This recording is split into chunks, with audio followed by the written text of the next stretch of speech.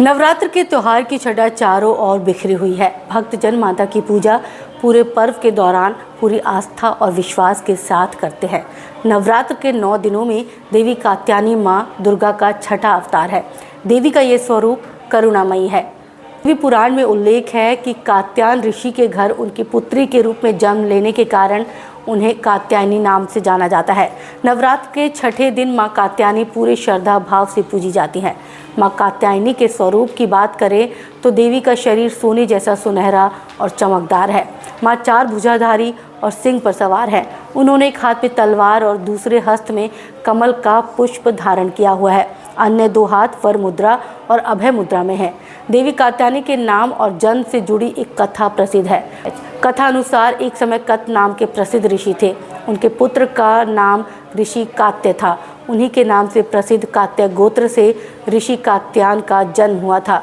देवी कात्यायनी का जन्म देवताओं ऋषियों के जीवन के कल्याण के लिए महर्षि कात्यायन के आश्रम में पुत्री रूप में हुआ था। महर्षि कात्यायन के घर पर ही देवी का लालन पालन हुआ।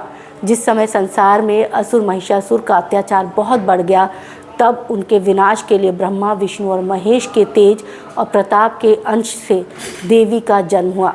ऋषि कात्यायन ने दुर्गा माँ की कठिन तपस्या, पूजा और आराधना की और देवी से उनके घर में पुत्री के रूप में जन्म लेने की इच्छा प्रकट की थी, जिसके बाद देवी ने उनकी ये मनोकामना स्वीकार करते हुए जन्म लिया।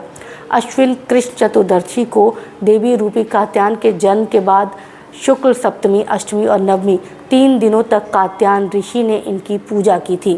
फिर दशमी तिथि को देवी ने महिषासुर का वध किया और देवों को उनके अत्याचारों से मुक्ति दिलाई। श्री कृष्ण की लीलाओं से भी मां कात्यायन के रूप में पूजन का वर्णन मिलता है। ब्रज की गोपियों ने भगवान कृष्ण को पति के रूप में पाने के लिए यमुना के तट पर इन्हीं मां कात्यायनी की पूजा की थी। कहा जाता है कि जिन लोगों के विवाह में बाधा आ रही हो, उन्हें देवी कात्यायनी की पूजा करनी चाहिए। इससे विवाह का योग प्रबल होता है।